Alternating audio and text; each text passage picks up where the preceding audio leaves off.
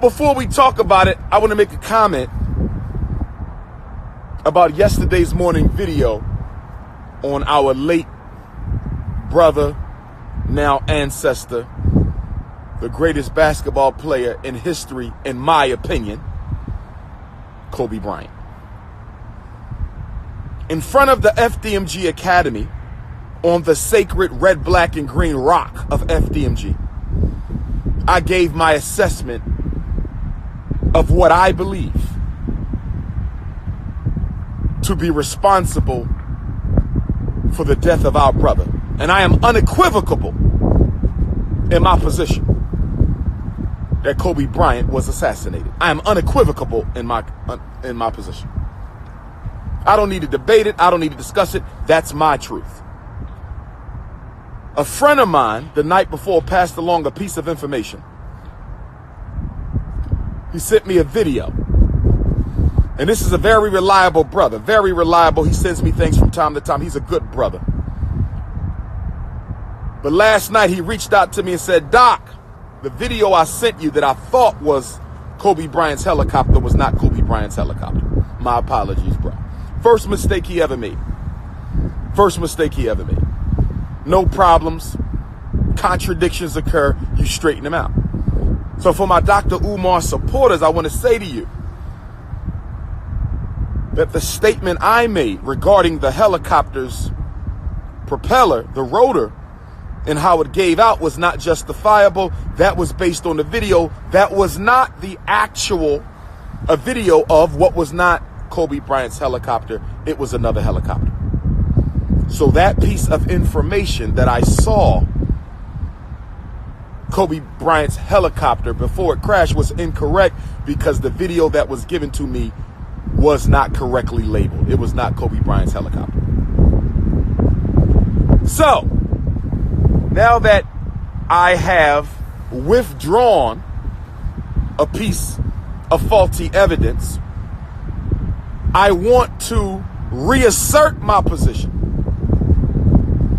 that despite the fact that that video was not Kobe's helicopter, now that the world knows that that video was not of Kobe's helicopter, I want to be clear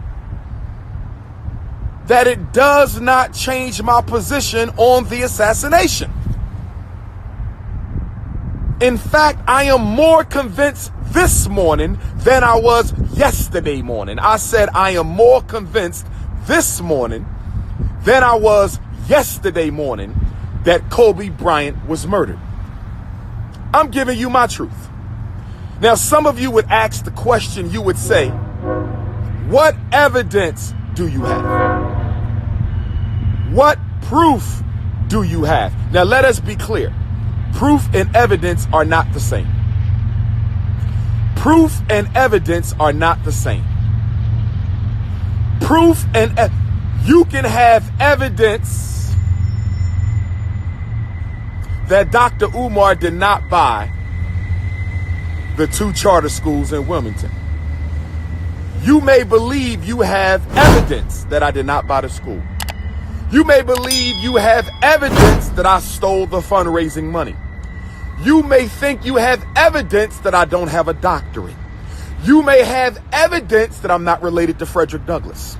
You may have evidence that I have a baby with a white girl in London. You may have evidence that I'm not a certified school psychologist, certified school principal. You may have evidence. Evidence is information that by itself does not prove anything. It only leads support to one's original premise. Evidence alone does not prove the truth. But when you have proof,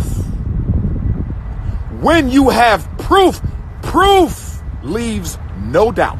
Evidence leaves a lot of doubt. Proof leaves no doubt. Evidence leaves a lot of doubt. When you say you have proof, that means whatever that is will show beyond a shadow of a doubt that what you claim to be true is true. Proof. When you have evidence, you have pieces that support your narrative. And by themselves, those pieces do not prove your narrative. Does Dr. Umar Johnson have proof that Kobe Bryant was murdered? I do not. Nor am I looking for any. Because I live in a world that is thoroughly influenced by my study of political science and history and military science. And I know that the first art or act of war is to destroy the goddamn proof. Let me say it again. The first thing you do when you want to change the narrative is you destroy the goddamn proof. When the white man said Jesus was white, before he could do that, he had to destroy the proof of Jesus as an African. Before he could say that Jesus was white, he had to destroy the proof that Jesus was an African. Now, fortunately for us and unfortunately for him, and thanks to our great grandmaster teachers like Dr. Runoko Rashidi, who is still with us, Dr. Leonard Jeffries, who is still with us, Dr. James, who is still with us, James Smalls, Professor Anthony Browder, still with us, and our grandmaster teacher ancestors like Dr. Yusuf Ben Yakinen, John Jackson, Chancellor Williams, Sheikh Anta Diop, the great Ivan Van Sertima. They were unable to destroy all the images of the Black Christ. The white man couldn't get rid of all the proof, but he got rid of as much proof as he could. But what if the white man got rid of all the images of Black Christ? What if he totally erased the proof that Jesus was black? Does that mean Jesus was white because we don't have proof? Hell no. Does it mean Jesus was white if we did not have proof to the contrary? No, it does not. Open up your damn third eyes. Open up your damn third eyes. Open up your damn third eyes. Truth is truth whether you can prove it or not. You disagree with me? Well, let's talk about the greatest unprovable truth of all. Let's talk about the greatest unprovable truth of all. Let's talk about the greatest unprovable truth of all, and that is that God exists. Does God exist? Can you ever prove unequivocally that there is a supreme creator? You can't absolutely prove it, just like you can't absolutely disprove it. But guess what? Guess what? Despite all the proof to the contrary, I will always assert my belief that there is nothing other in this world than the great divine supreme consciousness, the almighty I am.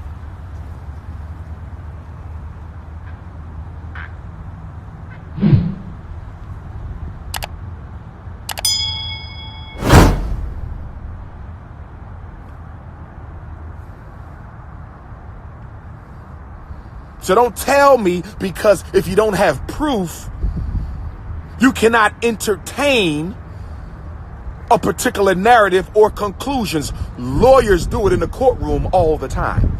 They create suspicion where there is none. They manufacture evidence where there is none. It's called the art of persuasion. Most of what you call proof is nothing but persuasion. Opinions masquerading as facts. Now, what is Dr. Umar's evidence to support the belief that the greatest NBA basketball player of all time, Kobe Bryant, was murdered? But before I go into that, let me briefly speak on another ridiculous premise I've been seeing lately. Another ridiculous premise that I've been seeing lately. There's a premise out that says we cannot investigate assassinations until families have finished grieving. that investigating assassinations somehow disrupts the grieving process. I want to know where you got your goddamn doctorate in psychology at.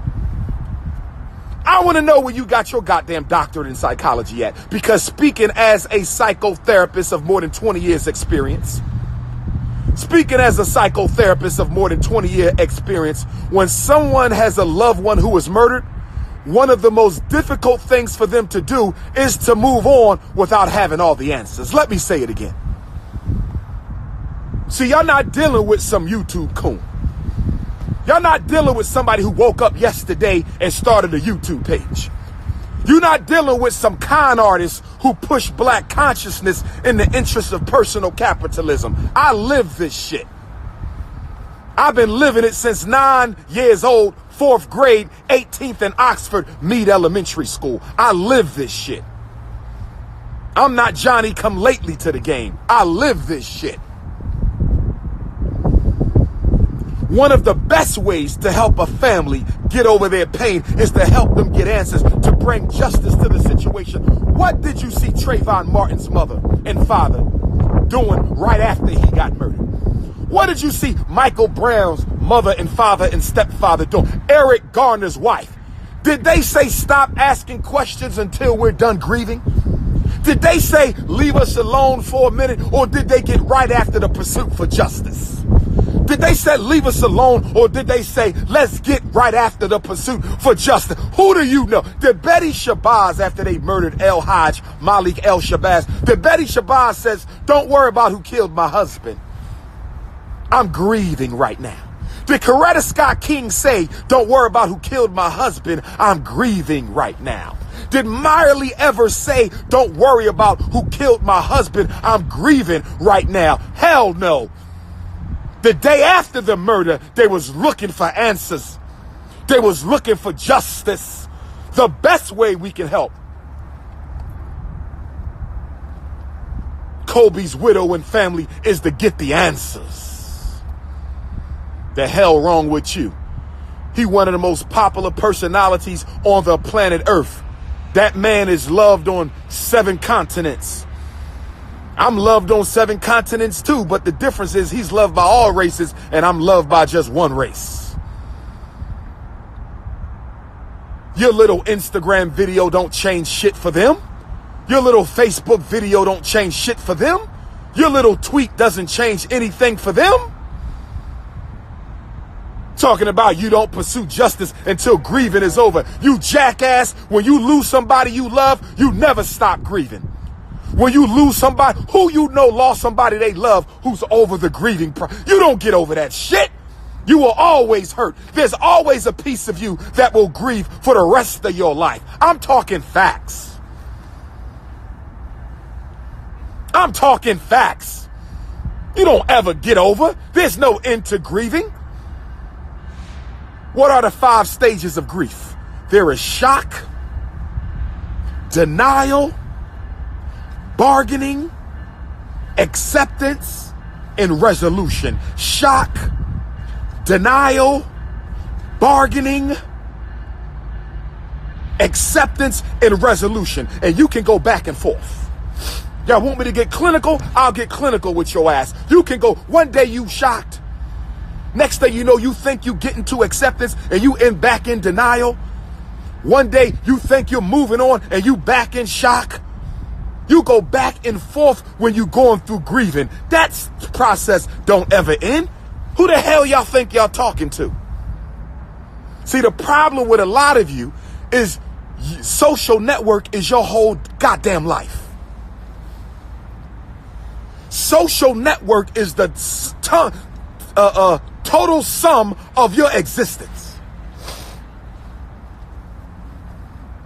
You go to work, come home, pay your Wi-Fi bill, your cell phone bill, 8 hours at work and 16 on social network. You ain't got no goddamn life. That's the problem. 8 hours at work and the other 16 on social network, wasting your damn life away. You ain't got no purpose. You need to have a purpose for why you alive, especially if you African. What is your purpose? That's what I want to know. Black woman, when you meet a man who you think might be your king, the first thing I want you to ask that man, what is your purpose in life? Because don't let no man lead you if he ain't got no purpose. Don't let no man lead with you if he ain't got no. The first question my daughter better ask a potential mate, I'm going to ask him if she don't. What is your purpose in life? Separate from my daughter, why are you here? Because if you ain't got a purpose for living, then this marriage won't have a purpose either. Purpose! And that's why when we come together under the banner of Pan-African nationalism, when we have all these meetings, you know why we go to meetings all the time and we don't get nothing accomplished?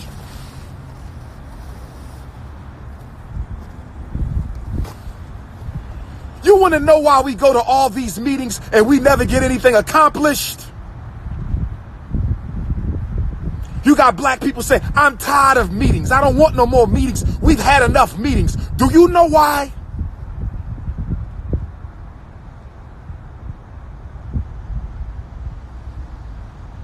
That's because most of our meetings, when we come together, don't have a purpose. How many times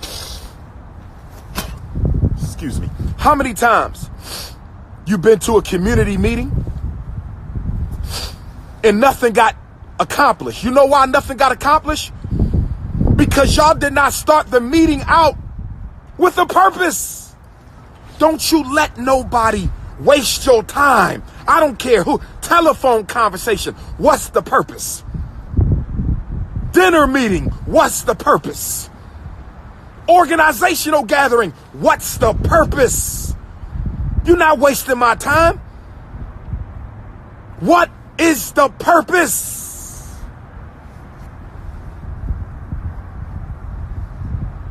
So, I have 3 possible suspects for the murder of my Philadelphia brother, rest in peace, Kobe Bryant. I have 3. Number 1, and these are in no order. No suspect is of more interest than the other. These are in no particular order. You are listening to the Prince of Pan-Africanism somewhere within the ghettos of North Central Philadelphia. The NBA, as a multinational corporation, is a suspect in Dr. Umar's investigation. The National Basketball Association is a suspect in Dr. Umar's investigation. That's right. The goddamn NBA is a suspect.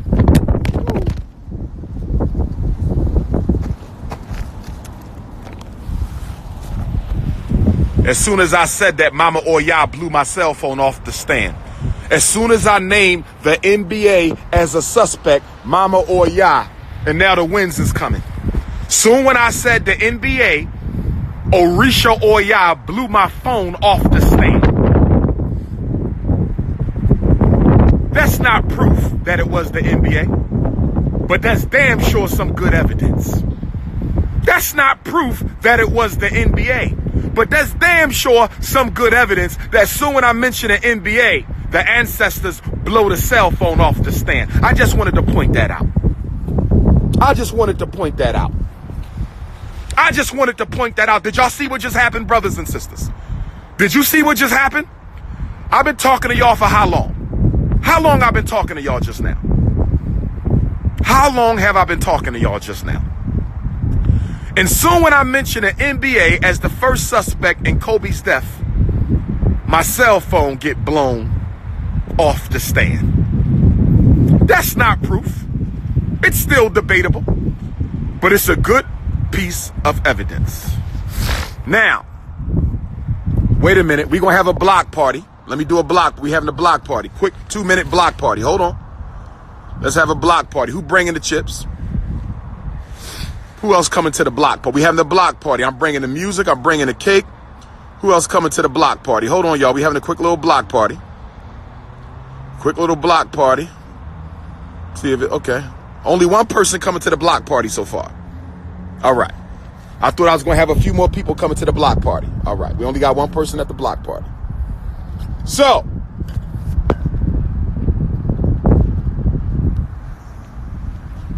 the NBA, National Basketball Association, is my first suspect.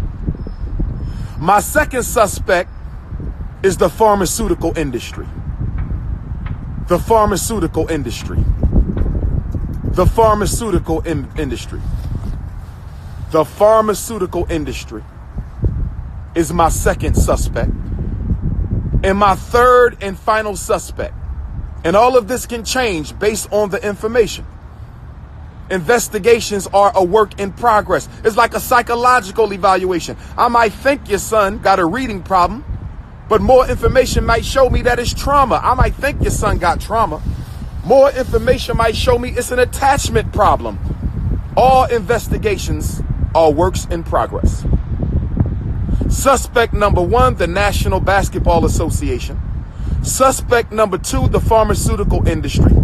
Suspect number three, who is Dr. Umar's third and final suspect in the Kobe Bryant assassination?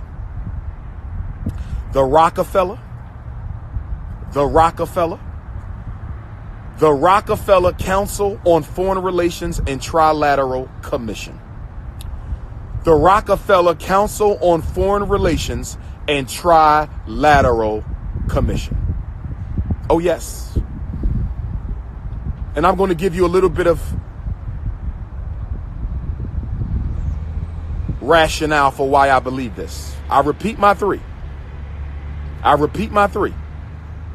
The NBA, the pharmaceutical company, and the Rockefeller Trilateral / CFR. The Rockefellers have the CFR. The CFR has the Trilaterals. Those are my three suspects. Let me explain why. They're all equally suspicious right now, and they could have colluded.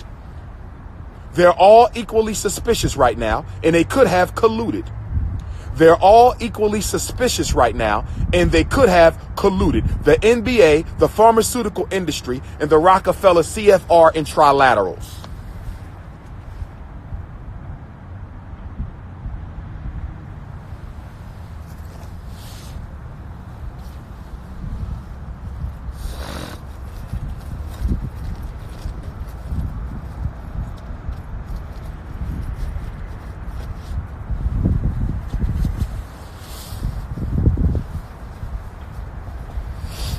Donate to the Frederick Douglass Marcus Garvey Academy, cash.me/$FDMG school, cash.me/$FDMG school, cash.me/$FDMG school. You ask me, why do I repeat certain comments certain times?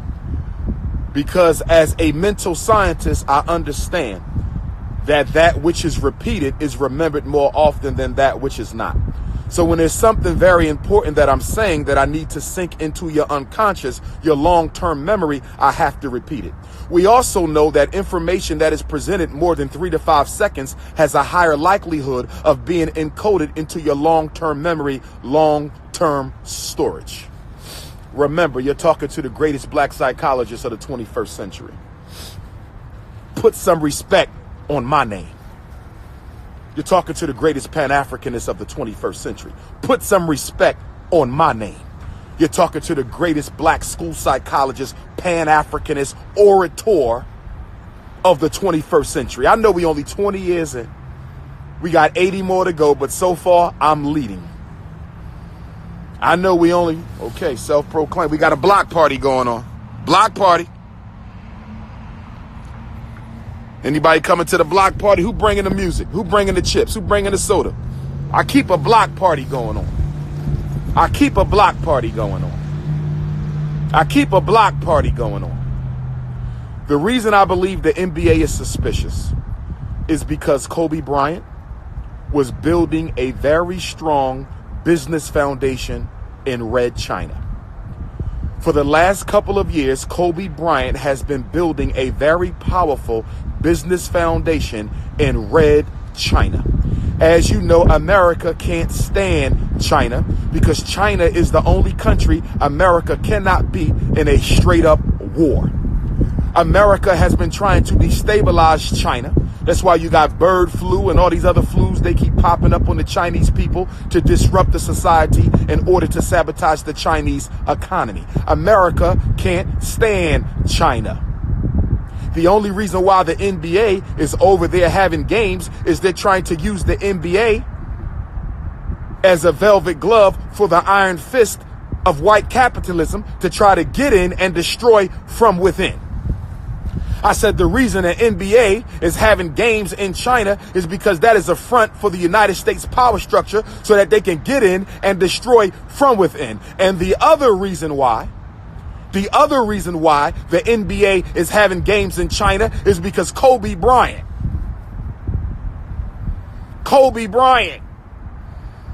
was having talks about starting a league in China, a international league based in China. Do you know how much money the NBA would stand to lose if Kobe Bryant starts his own league and is based in China? Problem with you jackasses is you don't read anything. Problem with you jackasses is if it's not on TMZ, you don't pay attention to it. That's right. Kobe Bryant, one man, was more popular in the most populated country in the world than the entire NBA and all its teams put together. Kobe Bryant was a god in China. Kobe Bryant was a god in China. Now I want you to add to the fact that Kobe Bryant was a god in China. Add that to the fact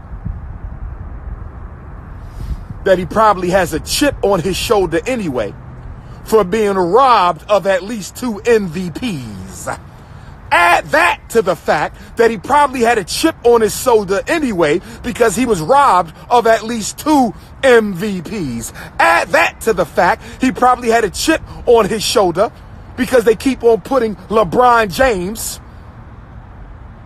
above Kobe and who's the greatest of all time conversation. I don't give a damn about no analytics. And I love and support and respect LeBron James, but he cannot tie Kobe's shoestrings. No disrespect to King James. You are not on Kobe's level. No disrespect to King James. The only reason why they leave Kobe out of that conversation is because an alleged charge of sexual improprieties that we're not going to get into. That's right. Kobe Bryant's business ventures posed a threat to the NBA's success. That's right. We have another block party going on. Hold on.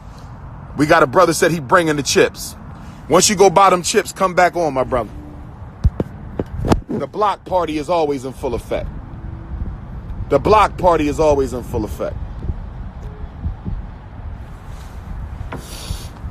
We're not debating whether you think Kobe better than LeBron. Stop being childish with your young dumb ass. Okay? Stop acting like you're in 6th grade. You're damn near 30 years old. When are we going to grow up? I think LeBron was better. I think Kobe was. Listen, that ain't the point. The point of the matter is Kobe Bryant was more popular in China than everybody else put together. That's the point that I'm making. Kobe Bryant's business activity as a retired NBA athlete was not your usual investments for a retired NBA player. Kobe Bryant was on some next level shit, brothers and sisters. Kobe Bryant was on some next level shit, brothers and sisters.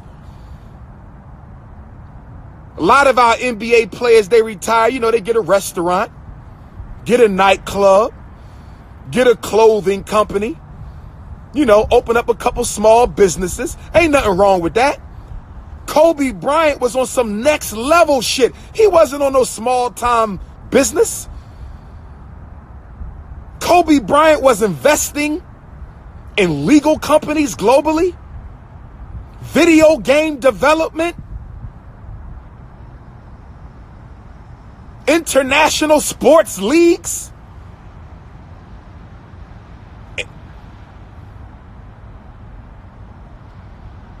The IT business. Kobe was on some big shit. He was on some Bill Gates shit. He wasn't on no small time shit. They said by the time Kobe retired, he'd have made almost $1 billion in the NBA alone with his endorsements. He was damn near a billionaire when he left the game. What you think he doing now? He got a damn Hollywood production company. It ain't as big as Tyler Perry's, but he was on his way. Kobe Bryant was investing in animation. You know how much money they make off of animation? Excuse me, Avatar? Excuse me, Star Wars? Do you realize some of the biggest films in American history, global history, were animated films? And are you aware that China is the heaven for animation? The Chinese IT business corners the market when it comes to animation. We got another block party. Hold on. We got another block party.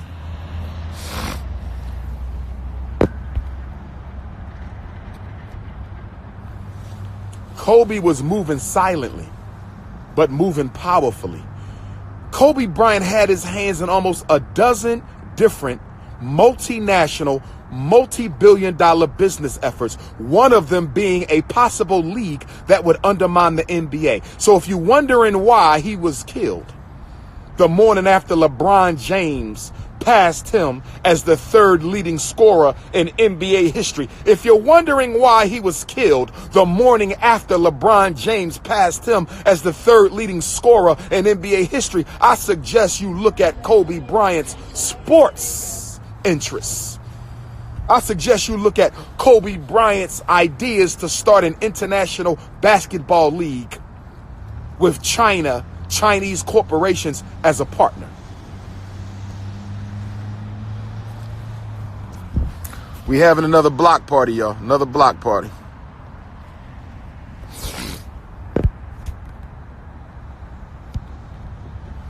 So that's the NBA. Now let's move on over to Big Pharma. At the time of his death,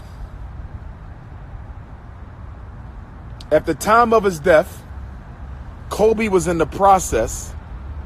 He was in a legal battle with a